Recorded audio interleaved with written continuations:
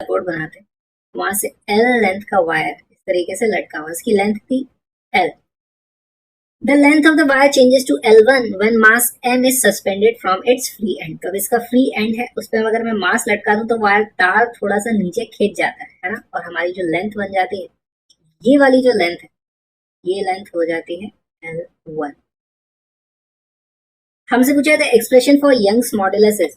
अच्छा, Young's modulus की value कहते हैं, यंग्स मॉडुलस होता है stress upon strain, STRESS upon strain. इसको जल्दी से वीडियो को पॉज करो और सॉल्व करने की कोशिश करो. स्ट्रेस की वैल्यू होती है force per unit area, strain होता है delta L by L. Video pause करो, सॉल्व करने की कोशिश करो. कर लिया तो देखो फोर्स की वैल्यू कितनी लगी है, mg नीचे की तरफ, divided by area of cross section, कुछ एरिया रहा होगा इस वायर का cross sectional area, divided by delta L. Change in length कितना हुआ यहाँ पर, L1 माइनस L, इतना सा है ना, तो यहाँ हम लिख देंगे L1 minus L divided by original length कितनी थी L. यहां से हमारे पास वैल्यू आ जाती है mgl divided by a L1 minus L. ये हमारा ऑप्शन है सी. इस तरीके से हम इस क्वेश्चन को सॉल्व कर सकते हैं. अगला सवाल देखिए, ये तो बहुत ही आसान सवाल था.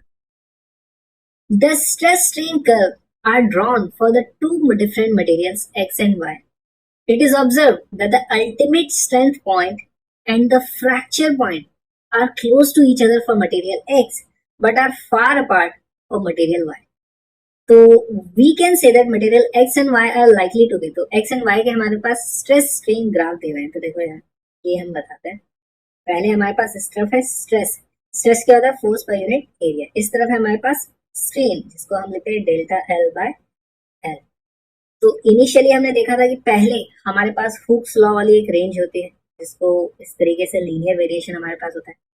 उसके बाद लीनियर वेरिएशन छूट जाता है हमारा, और इस तरीके से ग्राफ थोड़ा नॉन लीनियर वेरी करता है.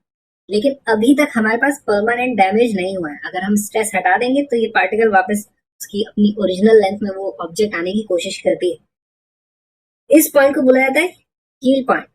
उसके बाद अगर हम उससे भी ज्यादा खींच दें, उसको जबरदस्ती खींचते ही जा रहे हैं, खींचते जाए, तो एक पॉइंट आएगा जब परमानेंट डैमेज होना शुरू हो जाएगा. तो फिर वहीं से हमारे पास इस तरीके से एक अल्टीमेट स्ट्रेंथ आती है. इस तरीके से ग्राफ ऐसे आता है, ये आ जाता है अल्टीमेट स्ट्रेंथ. इसको मैं मैक्स लिख देता हूँ. तो मैं इसको ज्यादा से ज्यादा खींचते रहा हूँ. अब परमानेंट डैमेज हो चुका है, लेकिन फिर भी एक मैक्सिमम फोर्स की वैल्यू आती है हमारे पास, इतना मैं खींचा. मैं फिर भी रुक नहीं रहा, मैं और खींचता रहा हूँ और खींचता रहा हूँ. तो यहाँ से फिर हमारे पास इस तरीके से ये ग्राफ और आगे जाता है, और हमारा स्ट्रेन फिर बढ़ता जाता है. स्ट्रेन यानी इलोंगेशन, डेल्टा L की वैल्यू बढ़ती जा रही है. तो ये बढ़ता जाता है और हमारे पास यहाँ पर आकर के फ्रैक्चर हो जाता है F. अब देखो हमसे क्या बोला गया, अल्टीमेट स्ट्रेंथ और फ्रैक्चर पॉइंट, यानी अल्टीमेट स्ट्रेंथ और फ्रैक्चर पॉइंट के बीच का डिस्टेंस एक में ज्यादा है, एक में कम. जिसमें ये डिस्टेंस कम होगा, जो यहीं पे टूट गया है, मतलब वो ज्यादा खींच नहीं पाया ना, उसकी लेंथ ज्यादा बढ़ नहीं पाई. और दूसरे केस में क्या हुआ, वो बहुत ज्यादा खींच गया है ना, दूर आया. तो ज्यादा जब किसी चीज को खींच सकते, जैसे हम मेटल्स को खींच खींच के उनकी तार बना देते, उस प्रॉपर्टी को क्या बोलते हैं, डक्टिलिटी. तो हम बोल सकते हैं एक मटेरियल हमारा डक्टाइल होगा जिसमें ज्यादा दूर होगा ये दोनों पॉइंट, और एक मटेरियल जिसमें वो पॉइंट्स पास पास होंगे वो हमारा ब्रिटल होगा, वो मतलब जल्दी से टूट गया. तो हमारे पास ऐसा एक ही ऑप्शन है. देखो बी में हमें ऐसा दिख रहा है कि एक्स इज डक्टाइल, जिसमें हमारे पास डिस्टेंस ज्यादा था, दूसरे में नहीं. और एक चीज देखो, यहाँ पर प्लास्टिक बोला गया है कि प्लास्टिक, तो हमारे पास ऑप्शन कैसा था, इलास्टिक और प्लास्टिक दो चीजें होती है.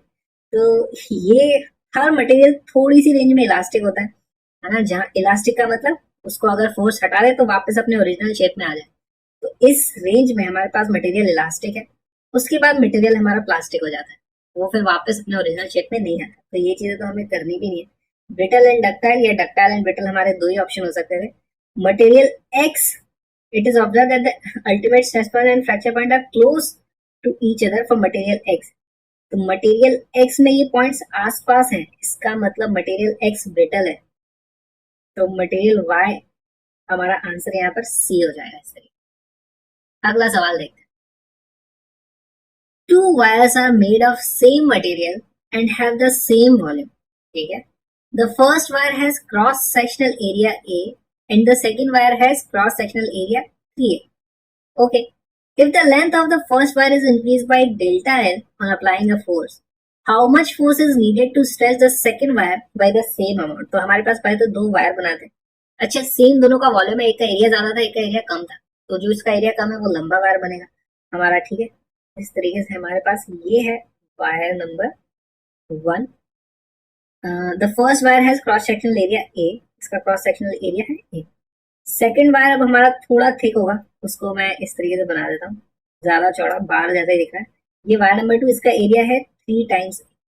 अच्छा, यहाँ पर हमारे पास एक इक्वेशन आ जाती है। क्या इक्वेशन आ जाती है कि हमारा वॉल्यूम कांस्टेंट होगा, दोनों का वॉल्यूम सेम है, तो हम बोल सकते हैं इसकी जो भी लेंथ होगी, मान लो इसकी लेंथ अगर L है तो इसकी लेंथ L/3 हो जाएगी। क्यों? क्योंकि cross sectional area into length वो वॉल्यूम होती है, जो कि दोनों के केस में बराबर है।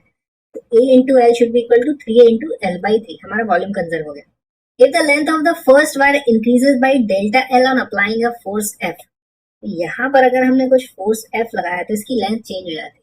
हमारे पास इक्वेशन क्या होती है? F is equal to KX, spring वाला जो फॉर्मूला है। तो इस केस में K इक्विवेलेंट की वैल्यू कितनी हो जाती है? Y A/L, Y into A/L times delta X की वैल्यू कितनी है? डेल्टा L, हमने इतना फोर्स लगाया। अब दूसरे वाले केस में हमारे को यहाँ पर F डैश लगाना है इस तरीके से, F डैश इस तरीके से लगाना है कि हमारे पास सेम इतना ही इलॉन्गेशन हो जाए। अब यहाँ पे हमें देख के पता चल रहा है कि यार ये वायर थोड़ा मोटा भी है, थोड़ा छोटा भी है, तो उसको ज्यादा फोर्स लगाना पड़ेगा। अब देखते हैं कितना ज्यादा लगाना है ना। तो हमारे पास F डैश की वैल्यू आ जाती है is equal to K times delta L, हमें सेम रखना है। इसके लिए K की वैल्यू कितनी हो जाएगी? Y, एरिया इसका है 3A, डिवाइडेड बाई लेंथ की वैल्यू है L/3 इंटू डेल्टा। इसकी वैल्यू आ जाएगी, देखो यहाँ से 9YA/L डेल्टा L। और ये जो वैल्यू है, ये वाली वैल्यू यहाँ से हमें पता चलता है F के बराबर है, तो हमारा आंसर आ जाएगा 9F, और हमारा ऑप्शन ए हो जाता है। इस तरीके से हम इस क्वेश्चन को सॉल्व कर सकते हैं। अगला सवाल देखते हैं। The Young's modulus of steel is twice that of brass, ठीक है। Young's modulus of steel is twice Young's modulus of brass. Two wires of same length and of same area of cross section, one of steel and another of brass, are suspended from the same roof. If we want the two lower ends of wire to be at the same level, then the weights added to steel and brass wires must be in the ratio of। तो यहाँ पर हमारे पास अब दो wires को हमने लटका दिया है। ये है हमारा स्टील का वायर, ये है हमारा ब्रास का वायर। देखो यहाँ पे हमें पता है यंग्स मॉडुलस ऑफ स्टील इसका डबल है, तो अगर इन दोनों में हम सेम अमाउंट ऑफ फोर्स लटकाएंगे तो ये हाफ लेंथ नीचे आएगा, ये डबल लेंथ नीचे आने वाला है ना, क्योंकि ये कच्चा है, इसकी यंग्स मॉडुलस इसका कमजोर बढ़ रहा है।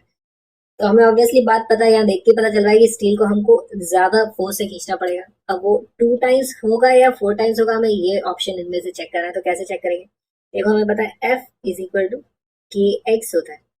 दोनों में अगर हमें X की वैल्यू सेम रखनी है तो इसका मतलब फोर्स का रेशियो इस के इक्विवेलेंट के रेशियो में होना चाहिए।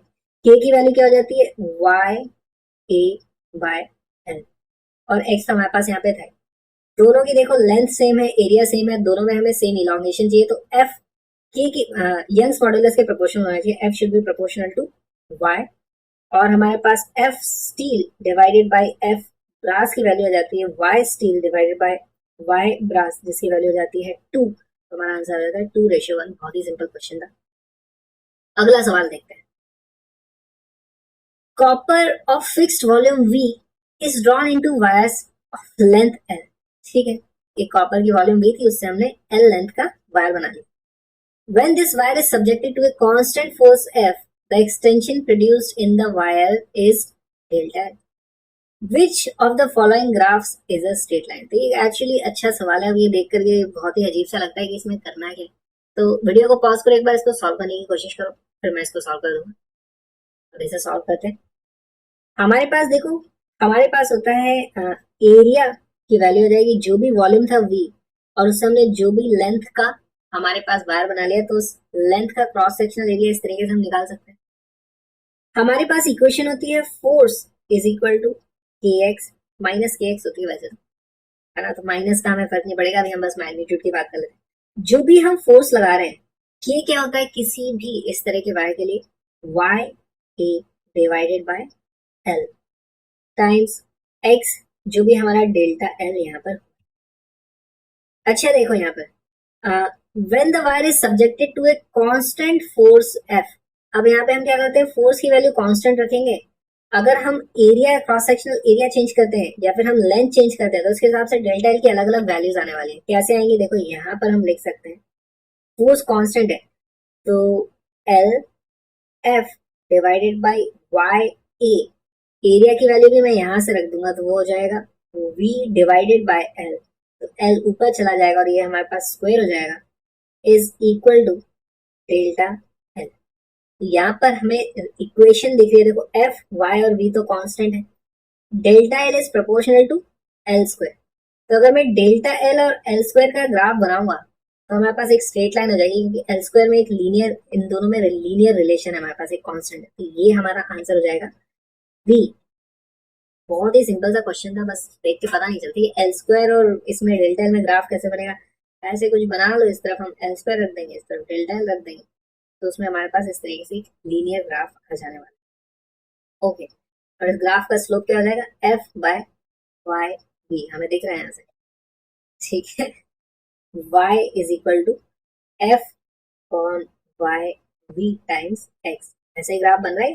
हाँ, नेगेटिव होगा यहाँ पे कहीं, क्योंकि सब जगह माइनस हमने गायब कर दिया था, लेकिन है तो लीनियर वेरिएशन। अगला सवाल देखते हैं, the following four wires are made of the same material, which of these will have the largest extension when the same tension is applied. तो हमारे पास चार अलग अलग वायर्स बनाए गए हैं, एक सेम ही मटेरियल के बनाए गए हैं। तो देखो हमारे पास क्या होता है, एफ इज इक्वल टू के एक्स होता है स्प्रिंग के लिए। हमसे क्या चीज कंपेयर करवाई गई, विच of these will have the largest extension. तो ये जो एक्स की वैल्यू है, डेल्टा एक्स उसको बोलते हैं, मान लो डेल्टा एक्स की वैल्यू हो जाती है F divided by K equivalent. K equivalent का फॉर्मूला क्या होता है, Y A divided by L, इसकी वैल्यू हो जाती है F L upon Y A. अब यहाँ पर हमने सेम फोर्स लगाया है, सेम टेंशन लगाई है, सेम मटेरियल क्या है, तो y की वैल्यू भी सेम आने वाली है। यहाँ पर हमारे पास लेंथ और एरिया का रेशियो हमें देखना है। अच्छा, लेंथ लेंथ हमें दी गई है तो इस this will be proportional to, यहाँ पे कुछ कांस्टेंट लगा देता हूँ मैं, मान लो लेमडा, और एल की वैल्यू हम रख देते हैं एल, नीचे एरिया को हम कर देंगे डायमीटर के स्क्वायर के प्रोपोर्शनल, है ना। अब इन सभी के लिए हमें एल बाई डी स्क्वायर का रेशियो देख लेना है, जिसके लिए भी एल बाई डी स्क्वायर का रेशियो सबसे ज्यादा होगा उसमें डेल्टा एक्स सबसे ज्यादा होगा। तो यहाँ पर एल बाई डी स्क्वायर आप इसमें देखने जाओगे तो सबसे ज्यादा आता है इस